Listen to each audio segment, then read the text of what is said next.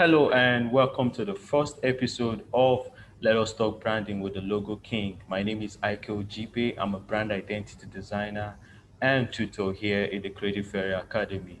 Now, first, let me introduce Creative Ferry. We have to introduce our sponsors. And Creative Ferry is actually a community of designers, a community of creatives.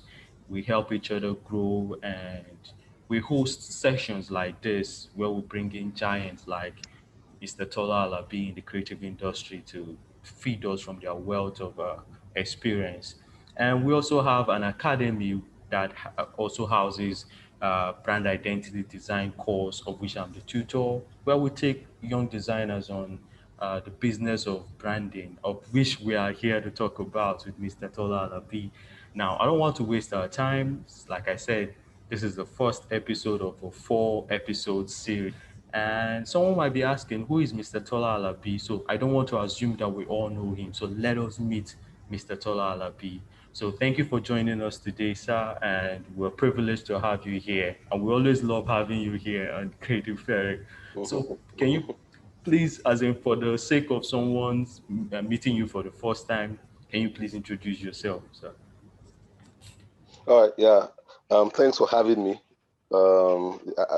It's not my first time on Creative Ferry, and as a matter of fact, I think Creative Ferry was one of the first platforms to host me on a webinar. I think this was about 2 years ago or so. Yes, So sir. it's always good to have that relationship with you guys, to be here again 2 years later and to have this session with you. So the honor is totally mine. My name is Tola Alabi. I am a graphic designer. I think very simply put it that way. Although I do a lot of things, I like to introduce myself as a graphic designer because I'm very proud of being a graphic designer. So I'm a graphic designer. I run a company called Tola Alabi Design based in Abuja, Nigeria. And my company specializes in branding and brand identity design, which a lot of people might know as logo design. We specialize in logo design and branding.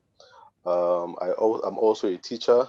I teach design and I teach the business of design through my YouTube channel called Pro Masterclass, and where I talk about design business and the challenges a designer might have in setting up a design business and challenges you might have with interacting with clients and getting paid. So that's what I do on Pro Masterclass. I'm also a mentor. I run a program called Premium Mentoring, and which, funny enough, you are a part of that program. So Oddly. it's yeah, it's a program that I get to mentor a group of elite designers, and we get to share ideas and get to promote each other. And I kind of teach them from my experience about how to approach projects, how to approach clients, and just generally how to expand themselves as creatives. That's basically what I do. I'm totally in the design sphere, but more in the business of design area. Oh, okay. Now, it's funny that you talked about premium mentoring and pro of masterclass because I was going to get there because a lot of people don't know why we invite you or people call you the logo king. And I remember my first encounter with the name Tola Alabi, not necessarily the person with the name Tola Alabi, was logo match, and I think that was in 2018, the first Yeah. logo match, and I can't even remember. I think it was a friend. So from logo match, the next thing, another design product, I'll call it a product, was premium, no, prop masterclass, Pro Masterclass. Yeah. then premium mentoring. So can you just tell us about these three, the logo match, prop masterclass, and premium mentoring, although you talked a little about premium mentoring. And like you said, Yeah. I'm also part of the premium mentoring program. I'm proudly part of it because it's one of the best things to have happened to my. In fact, the three of them has been the best things to have happened to my design journey. I'll be very frank. So please, can you tell us more about these three amazing programs that you run? Yeah, thanks. It's good to get testimonial like that. Well, it's good you've asked me about all three because all three are kind of interrelated. It started with Logo Match. in 2018. And funny enough, Logo Match has a kind of funny story because it wasn't my idea. It was a friend of mine, Yinka Adeshason, who I was mentoring then.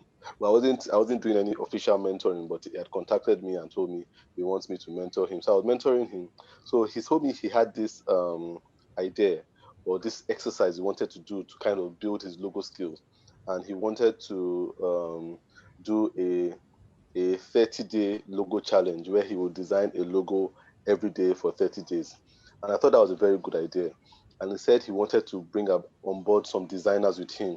So he was looking at having maybe about 10 designers, 5 to 10 designers, basically, not looking at anything big. So I had an intern with me then, and I said, you know what, let's add this intern because he also needs to strengthen his logo design skills. And I kind of told him to join Yinka on that journey. And just to get the other designers, he put it on his page and I put it on my page. And we kind of advertised the fact that if you're interested in going on this journey where you design 30 logos a day, it's called Logo Match. Just sign up and here's the registration form. And at the end of the day, we had about 200 designers on the platform, and it was really incredible because I wasn't really expecting. To be honest with you, I was thinking we were going to have max. Because when Yinka told me 10, I said if I put it on my page, it's going to be like 30. But we ended up having about 200, and Yeah. we had people from a lot of people from Nigeria, someone from Ghana, someone from the UK, someone from the US. It was really an amazing experience, and I think after that experience, with my interaction with designers, I kind of realized that I had this passion to talk because after Logo Match, a lot of designers asked for my phone number and they were reaching out to me asking me questions. But funny enough, none of them were not nobody was asking any question about logos. They were asking me questions about design business and telling me about how do I deal with this client that has not paid me, how do I charge more, and I realized that okay, this is what designers want to know. They really want to know more about the business of design. So I spoke to my wife and I told her what was going on. I said, look, designers are not really interested in how to use Photoshop, how to use CorelDRAW, how to use Illustrator. They really want to know these questions about the business of design. And I've been in design then, maybe for about 14 years then. And I thought I have so much experience and I'm sharing with these guys. And she was the one that told me, you know what, why don't you just start a YouTube channel? And I said, oh, I'm not really used to this camera thing, just filming myself. And I tried it. It was kind of odd, but the first response I had for my first video was really awesome. And that spurred me on to do more. And that's how Prop Masterclass was born. And when I started Prop Masterclass, I realized a lot of people were now reaching out to me to say, mentor me, mentor me, mentor me. And I really didn't understand what they meant when they said mentor me because I was like, oh, these guys are so far away. I don't know what their issues are. And I said, if I was to mentor all these people, I would probably not have enough time in my day. So that kind of made me think of, okay, there must be a structured program that I can use in mentoring selected designers. And there is no better way to save people than to put a price on it. So I said, okay, I would mentor people, but there'll be a price on it so that I won't have everybody rush in because it's free. So I put it out, and that's how premium mentoring was born. I had a first set of 4 designers registered for premium mentoring then, and then I did it again the next day. I had another 4, and I did it again, and I had another 3 people. So I think premium mentoring now has about um, 10, 10 or 11 people right now that have signed up for premium mentoring, and that's how everything started. It was like a domino effect from um, Logo Match. Logo Match down to premium mentoring. And I think for okay, I will speak for myself personally, and also maybe for a designer out there, because that effect also I know my journey, or will I say the upward journey in the design industry actually started for me after the logo match. Because for 30 days designing logo every day for 30 days, it poured some sort of creative genius. Like something like Hmm. I know some people were like, how are you able to do this? Like this is crazy. This is crazy. Every day you're coming Yeah, up with yeah. It was different a lot of content, work. and it was a lot of work. And I know it wasn't just for me. Then the prop masterclass took it to another level, just like you said. the business of design, it's what really most designers struggle with, not really the technical aspect of it. I think it's the business aspect of it. And that's why we're here as well, because let's talk about this business aspect of it. And we'll be giving you questions we received, because we sent out a link for designers, for business owners to ask questions regarding branding. And we got a couple of questions, and they are still pouring in. So in this episode, we'll try to go through some of them, and then before the end of the series, we'll try and go through all the questions and make sure that they are all touched. So today we're talking about branding basically, and I want to say everybody knows the word branding, yeah, because you hear Mm. people just use it like every brand. I want you to brand my business. How is my branding doing and all? But I don't think they really understand what that word mean, and I really don't think that at least everybody may know it, but it just few people really understand what the word branding means and what it means to businesses, what it means to you personally as a person, what it means to you, what it means to a business. So I don't know if you have any light to share on the word branding, like what it means. Well, that word branding, yeah, a lot of people use it, don't really understand it. I used it for a very long time, and I didn't know what it meant. I just felt branding was your logo, branding was your website, Yeah. branding was your flyer. Now, you are not totally wrong when you say that. That's not totally wrong, because that is a part of branding. But branding, basically, I thought of it and I said, what's the the simplest definition I can give on branding? And I thought of this. I said, branding is an opinion. Is an opinion you have or have developed about something. Now, that thing can be a person, can be a place, can be a service, can be a product. It's an opinion you have. And that opinion is normally based on an experience you've had with that thing. So, if I go somewhere now, like for people that are based in Lagos, let's use Lagos for example, because we have a lot of people based in Lagos. So if I use Abuja, people might not be able to understand. If I say Banana Island now, people would say, what if I say Banana Island, what comes to your mind? A lot of people would say, oh, rich. People would say affluence. People would say mansions. People would say, good roads and all that. But if I were to say Oshodi, people will say, or if I say Oshodi, or say Isaleko, or something like that, people might say, oh, hood, slum. People might say hustle. People might say, getting robbed. You understand? Because when I was in Lagos, the first time I ever got robbed was in Oshodi. So people might say different things. You understand? But that's what branding is. People are branding these places based on an experience. And your experience can either be a first-hand experience or a second-hand experience. Now, people that say Banana Island and they think of it as rich, mansion, good roads, that kind of thing, posh. Some of them might have never been to Banana Island before. Never ever. I've never been to Banana Island before, but I have that opinion about it. So what's my experience? My experience is a second-hand experience. Someone has told me or I've seen it somewhere that Banana Island is a place for the rich. You have a lot of mansions there. It's a beautiful place and stuff like that. Never been there. Second-hand experience. Now, but I've branded it because of that second-hand experience. Now, a first-hand experience in branding is that it's something that has happened to you. Like I said, Oshodi, the first time I ever saw a robbery or when I was ever mugged was in Oshodi. You understand? Going to Oshodi and somebody picking your pocket or someone grabbing your chain, that kind of makes you know that, oh, this place, man, you have to be on your toes. So that's branding. It's based on that experience that I'm able to have an opinion on this place.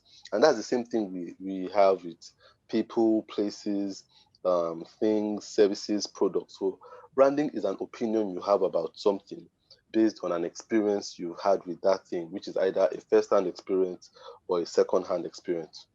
Yeah, I'm glad you made mention of people, because sometimes or most times people excuse branding to just be associated with businesses, because I'm of the opinion Mm, you've been branded as a human being. You've been branding all your life. Like you've been branding all your yeah. life.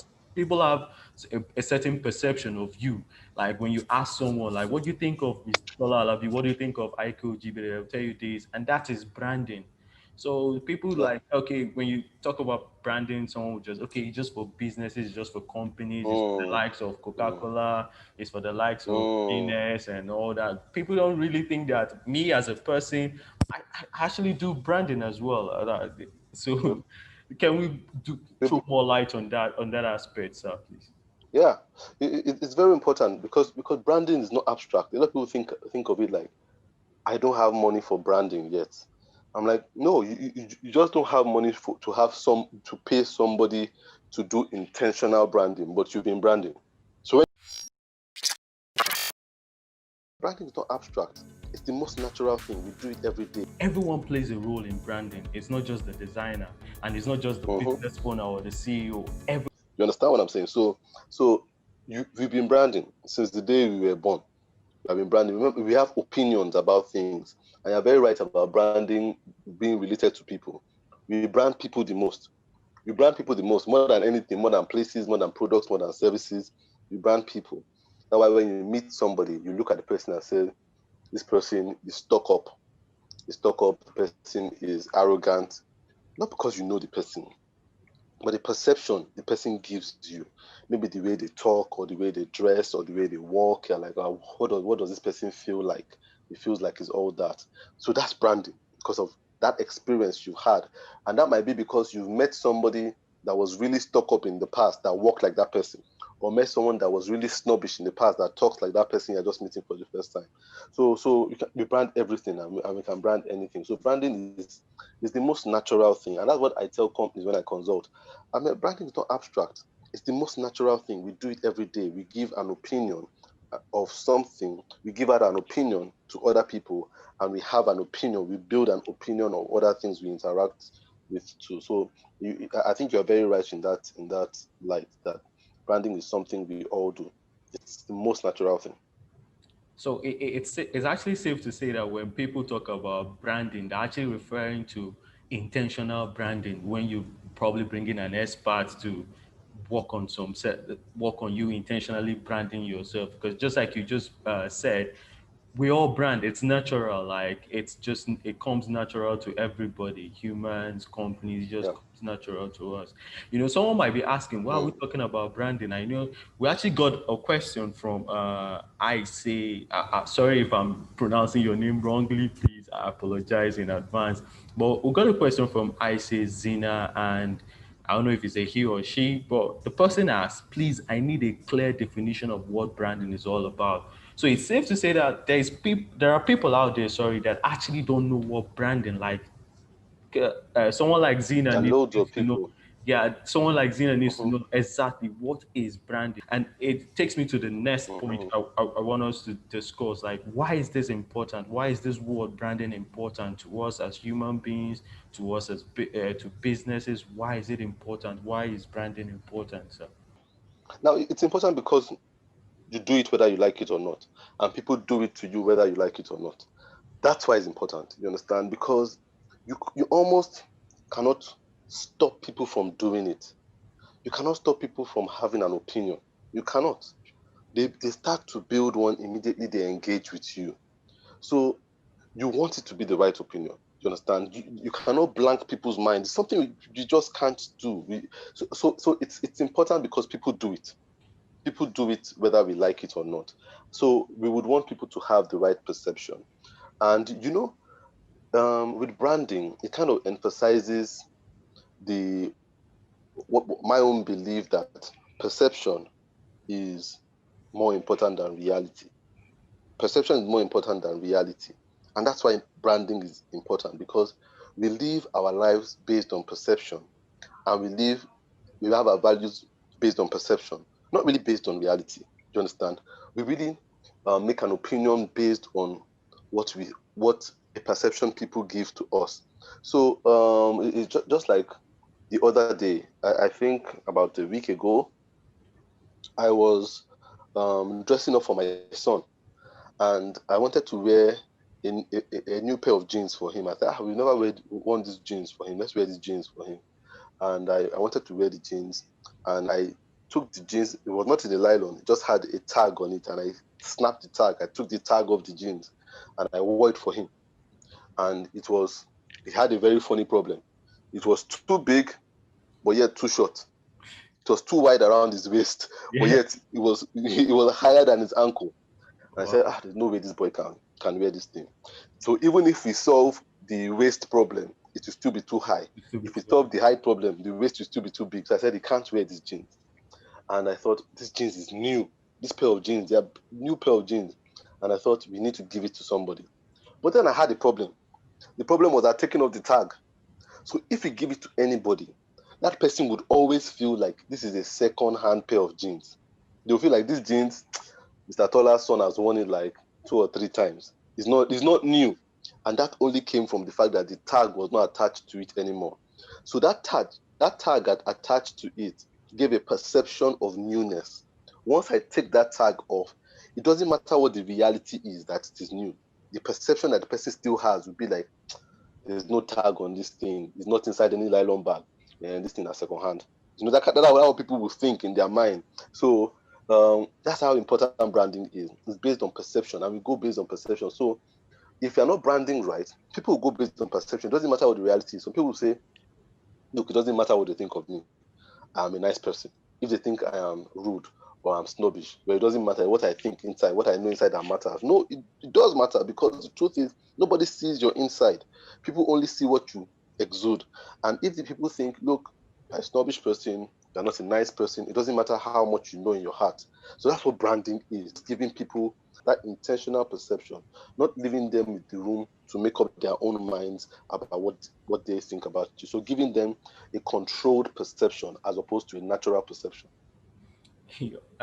Talking about perception, your story just reminded me of like when you talk about perception, it's better than reality. So I was over the weekend, like 2 days ago. Yes, yeah, 3 days ago. Sorry, I was in this cinema with a friend of mine, and we were offered a Coca-Cola product, Fanta.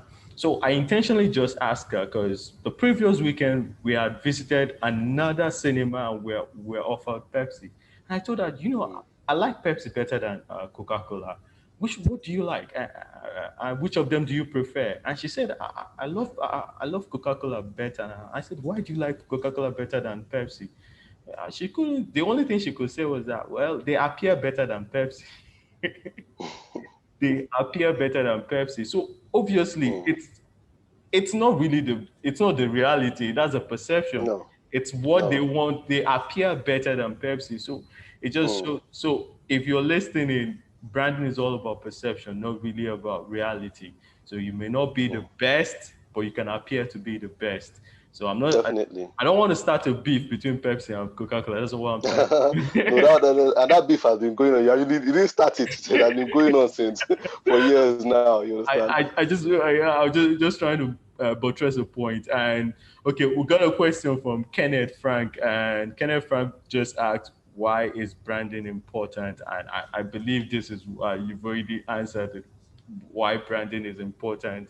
But I just want us to talk. Okay, now why is it important to businesses? Because we have a lot of business owners here, and they will want to know why is branding important to my business. Let's move away from the human, like the personal aspect of it, to the business aspect of it. Why is it Mm. important to businesses, Mm. especially in Nigeria? Yeah. Now, branding is important. Even if branding is important to you as a human being, not a business, think about how much more important it is to businesses. In the sense that if if people had a bad perception of me as Tola Alabi, not as a business, as Tola Alabi as a person, and they feel Mr. Tola is rude, Mr. Tola is arrogant, Mr. Tola is brash, you understand that kind of thing. The worst that could happen is that people will not be my friend. You understand? Which I can live with. You understand? It doesn't defeat the purpose of my existence. I can live without friends. People live without friends. That's the worst that will happen if you had a bad personal brand. People will not be your friend. You won't have a lot of friends, which is still which might not give you a good quality of life, but it doesn't end your life. I've never seen anybody that just died because they didn't have friends. Now, on the other hand, with business, a business can die because of bad branding. Because the essence of business is to make money and to make profit. So if your branding is bad, people will not engage with you, will not transact with you. In essence, your business will die. That's just what will happen in the long run. So it's even more important to businesses because good branding leads to engagement, which leads to sales, which leads to um, success and profit. You understand? So that's why it's so important to businesses as opposed to being important to just regular human relationships. If you do not brand well, your business will not make money. If your business doesn't make money, then it ceases to be a business and it will die. So branding is that important to businesses. Okay. I think I learned a lot. And I think let's just take one more question before the end of this episode. And it's from Toby in Nemeka. And Toby is asking, how is branding done and what does it take to brand? That's what Toby is Okay, asking. how is branding done? Now that's a good question because that's like um that's like saying how do you eat egg? You understand? Egg can be boiled, egg can be poached, egg can be fried, egg can be steamed, egg can be, you understand that kind of thing? So you can eat egg in a lot of ways. The same thing with branding. How can branding be done? Remember, branding is everything that leads up to a perception. So branding can be done by changing the logo of a company because if people look at the logo, they say, oh, this logo looks poorly done. If they didn't pay so much attention to their logo, then the product cannot be so good. That's one way you can brand. Branding can be packaging, whereby you have a good logo, but then the packaging is rubbish. It's hard to open, or it's hard to close back, or stuff like that. And people will say, I hate this product. They have a good logo, but I hate the packaging because whenever I open it, I can't close it back. It just keeps pouring. You know, there's this stuff that me and my wife usually talk about, this syrups, cough syrups. We used to buy them for our kids then, and it was terrible packaging. Number one, to open it, you need a knife to cut around the serrated edges because once you try to open those serrated edges, it just spins around, so you can't open it. Now, once you open it with a knife, you now can't close it back. That's bad. Now, the drug was kind of effective, but the packaging was bad. Do you understand? So Yeah. they need to fix their packaging. Even though they have good branding in terms of the effectiveness, the efficacy of the drug, the usage of the packaging, the usability of the packaging was terrible. You understand? So that can be another way of branding, fixing that packaging. Another way of branding might be your staff. Do you understand? If your staff have very bad attitude, when customers come to your shop or come to your office, they don't greet, they are rude, they are snapping at them, then it's not a logo that will save you. It's not packaging that will save you. It's not your tagline that will save you. You're just giving your staff the proper training. You understand? Now that is branding. That's the branding can be applied in so many ways, can be done in so many ways. So it's not just the logo guy that is doing branding. The guy that is training staff is doing branding. The business consultant is doing branding. The person that sells air fresheners or this reed diffusers that they put in offices just to make the office smell better is doing branding. So branding can be done in so many ways as long as it sets a perception, a controlled perception to the audience to make them feel like, oh, these people should engage with my business. It makes them buy more. It makes them stay longer. You understand? It makes them come back and transact again. That's how branding can be done. So there's no one specific way in which branding can be done. There are a million ways in which a company can brand. Now, when you talked about just, because I was going to ask about the role people play, so it's safe to say that everyone plays a role in branding. It's not just the designer, and it's not just the Mm-hmm, business owner or the CEO. Everyone plays a mm-hmm. role in branding, and Yeah. we're gonna keep this for the next episodes because you guys don't would not want to miss this. So in the next episode, we're gonna talk about this role. We're going to break it down to the roles people play when it comes to branding and take more of your questions. All right. So stick around, and if you've not subscribed, please click in the subscribe button. And we're also leaving a link to the Prop Masterclass YouTube channel of so for Mr. Tola Alabi, so you can see the amazing. These videos changed my life, as in my. That is, they changed my life. They changed my design journey. So let me just steal some of our time and give this some of testimony. Like I remember the way I present logos before I encountered Prop Masterclass, and that was the first time you talked about. There was this video where you talked about how to present logos to clients. Mm. That's After watching that video and I presented the logo to the client, I went from literally, I'm not scared to say it's a testimony. I went from 10K to 30K per Mm. logo. Instantly, I went from 10K to 30K per logo. So That's awesome. we're dropping the link to his YouTube, the Prop Masterclass YouTube channel. So make sure you subscribe as well. We'll see you in the next episode.